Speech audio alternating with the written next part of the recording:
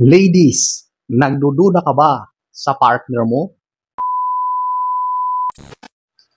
Hello guys. So, ang topic natin for today, ito, mga physical na senyales na ang karelasyon mong lalaki ay meron ng iba. Meron na siyang ibang katalik. Meron na siyang ibang ibinabahay. Meron na siyang babae. So, kung nakaka-relate ka, panoorin mo ito.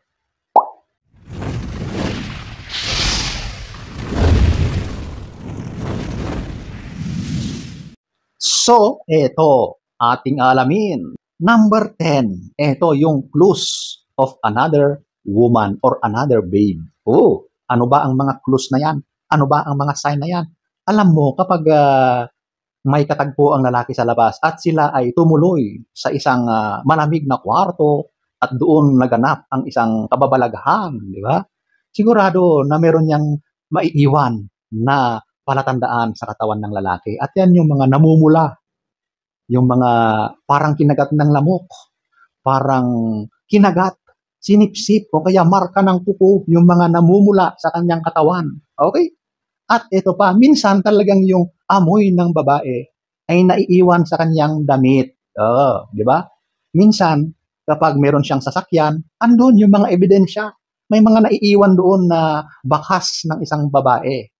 Alam mo na yon, mga buhok, mga pabango, yung amoy naiiwan pa doon sa loob ng sasakyan at kung ano-ano pang palatandaan ng isang babae.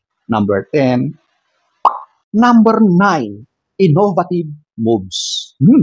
Anong mga moves yan? Kilala mo na yung lalaki na yan at kabisado mo na ang mga galawan niya pagdating sa S or sa paglalambingan ninyong dalawa. Pero ngayon, yung mga ginagawa niya sa iyo ay nakakapagtaka. Naninibago ka kasi iba ang mga ginagawa niya sa iyo. Talagang bago sa iyo yung mga ginagawa niya ngayon. Okay? So yung mga moves na yon ay talagang nakakapagduda, di ba? Saan ba niya nakukuha yung mga galawan na yon? Siyempre, yun ay nangyayari sa labas. Ginagawa nila sa labas. At kapag umuwi siya sa iyo at okay pa naman, yung mga pisikalan ninyong dalawa, yung S ninyong dalawa, ay ginagawa pa niya sa iyo, ang mga bagay-bagay na ito ay ina-apply naman sa iyo ngayon. So, yung mga moves niya dati ay biglang nagbago. Kumbaga, maaring nag-improve. Merong innovation, di ba?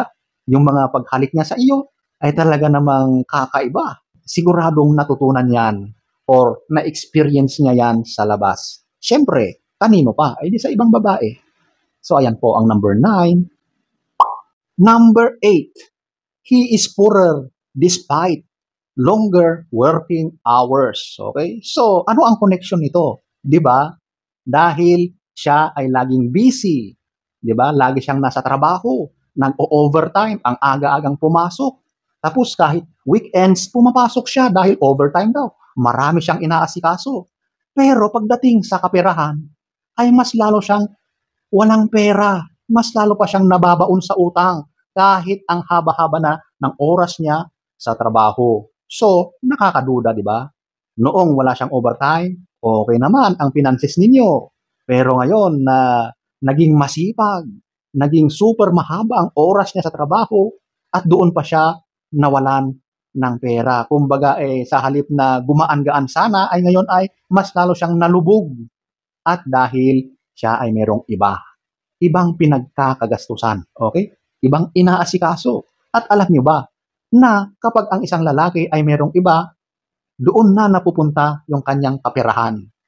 Kung meron man makakarating sa iyo, konting-konti na lang yan. Kaya sigurado, yung mga partner ng mga lalaking babaero, na problema yan, tiyak sa pera. Dahil meron na yung kaagaw na iba. Number 8, number 7, ito yung busy all the time. Or literal na busy. So ito yung madalas na dahilan ng mga tao na meron ng iba. Kasi yung mga time na yon na busy sila, doon na sila sa iba. Doon na sila nag-uubos ng oras sa kanilang kalukadidang. Okay? So kapag napansin mo na yung partner mo, yung karelasyon mong lalaki ay wala ng time sa iyo, lagi na lang wala, kapag hinahanap mo siya ay hindi mo mahagilap dahil meron daw siyang out of town or nag-overtime siya sa kanyang trabaho, di ba? Ang sipag-sipag na niya ngayon na dati-rati naman ay never mo siyang nakitang nag-overtime. Pero ngayon ay talaga namang sobra-sobra na siyang masipag sa kanyang trabaho. O, di ba?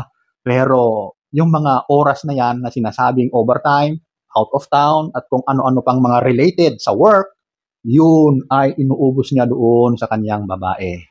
Kaya yung oras na yun na sana kayong dalawa ang magkasama, wala na. At napakarami niyang dahilan. Okay? Basta literal na wala na kayong time sa isa't isa dahil sa sobrang busy. Number 7. Number 6. He is glowing. Oh, ito ang isa sa pinaka-obvious na physical na mapapansin mo sa lalaki kapag meron niyang iba. Talagang iba ang ngiti niya. Napapansin mo na talagang mas lalo siyang pumapogi dahil talagang nag-glow-glow.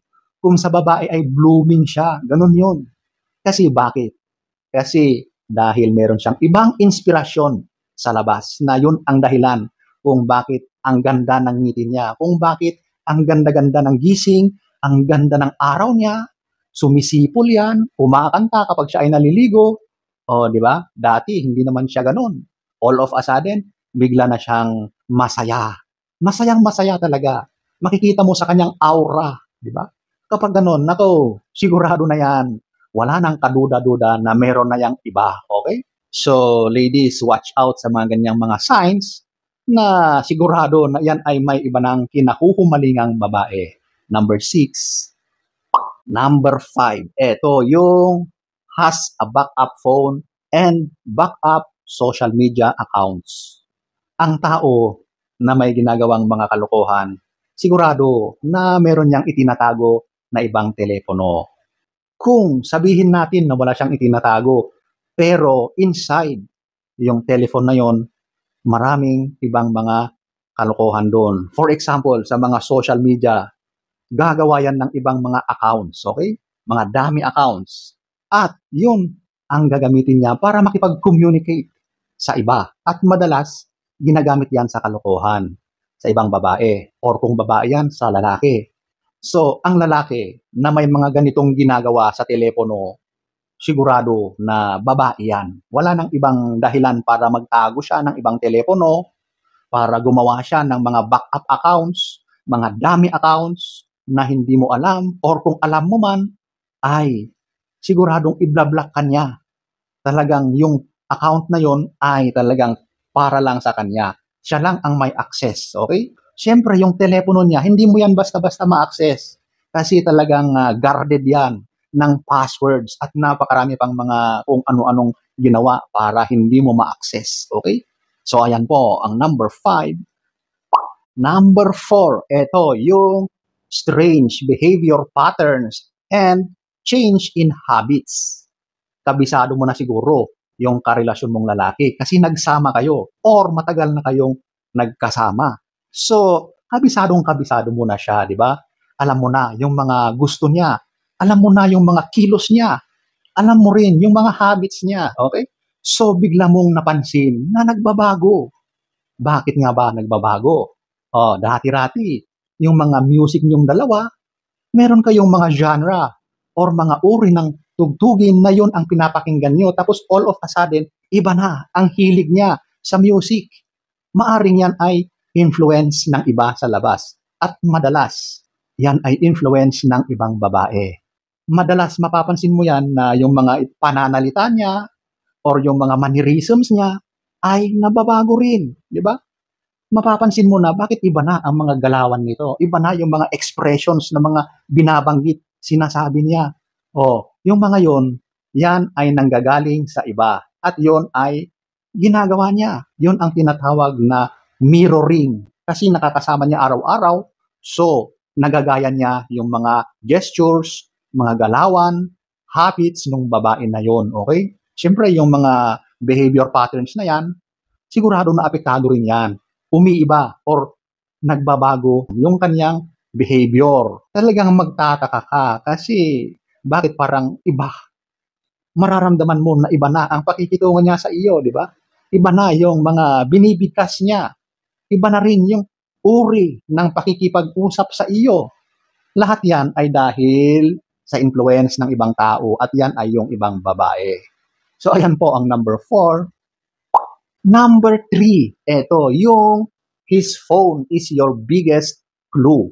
Alam nyo, lahat talaga ng mga kalokohan ay dyan nangyayari, nag-uumpisa, ginagawa sa telepono. Okay? So, kapag kaduda-duda ang ginagawa or ipinapakita ng partner mong lalaki pagdating sa kanyang telepono, sigurado na meron niyang iba. Alam mo ba na may kasabihan na a cheater will always hide his phone at all cost.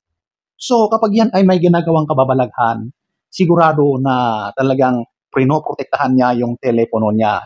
Hindi pwedeng pakialaman mo yan, okay? Or kapag andyan ka, siguradong lalayo yan. O kaya sinisiguro niya na yung kanyang telepono ay laging hawak niya, laging nasa tabi niya, okay? Hindi pwedeng pakialaman ng iba. Kapag ganun ang asal ng lalaki sa kanyang telepono, nako, sigurado na mayroong kalokohan at siguradong babae yan. Number 3. Number 2, ito yung looking his best. Ito ay sudden change. Ibig sabihin, bigla-biglaan. Natatandaan mo ba, noong kayo ay nagliligawan pa, noong kayo ay bago-bago pang magkarelasyon, di ba, ang lalaki na yan ay talagang poging-pogi. Talagang ipinapakita niya yung the best part side niya. Yung pananamit niya, yung pormahan niya ay talaga namang nakaka-inlove. Kumbaga ay talagang yun yung best niya noong kayo pa ay bago-bago, nagliligawan pa, di ba? Tapos noong naging kayo na, siyempre, naging comfortable na kayo sa bawat isa. So since yun na yung comfort zone niya, medyo nag-relax na siya.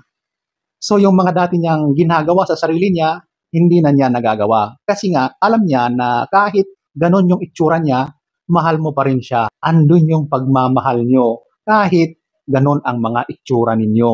Pero kapag bigla mong napansin na meron nang nagbabago, yung bigla mo siyang nakitang, aba, parang ito ay nagbibinata. Kung pumorma ay talaga namang kakaiba na, di ba? Sigurado na meron siyang pinopormahang ibang babae at napakataas ang chances na ganun. Okay? Lagi na siyang nagpapapogi, nagpapagupit siya, meron siyang mga bagong damit, at eto pa, napansin mo na talagang bumibili siya ng kanyang mga bagong underwear. Yan ang isa sa dapat niyong tingnan sa partner ninyo. So ladies, kapag napansin mo yan, nako, sigurado yan, promise. Number 2, ating alamin. Number 1, ito yung avoiding physical intimacy. Yan talaga ang unang-unang naapektuhan kapag isa sa inyo ang meron ng iba. At kung ganyan ang partner mong lalaki, malaki ang tsansa na meron na nga siyang iba. Alam nyo kasi, kapag ang lalaki na yan ay galing na doon sa iba, pagdating na sa iyo, siguradong wala na siyang gana. Pagod na yan. Lahat na ng kanyang energy, ng kanyang lakas ay naibigay niya doon sa ibang babae. Kaya pagdating na sa iyo, wala na. At saka, huwag kang aasa na tatabihan ka niyan. Kasi ayaw na niya sa iyo. Alam mo, ang lalaki, kapag meron siyang ibang kinakatagpo, meron na siyang ibang kasiping na ibang babae, yung bagay na yun, ayaw na niyang gawin sa iyo. Madalas ganon. Kaya yung aspeto na yan sa buhay ninyo bilang magkarelasyon, sigurado na apektado na. At kapag napapansin mo na umiiwas siya sa bagay na yon, nako, yan ang isang senyales na meron na siyang iba. Number 1. So, ayan po ang ilan sa napakaraming signs na ang partner mong lalaki ay merong ibang kinalulukuhang babae.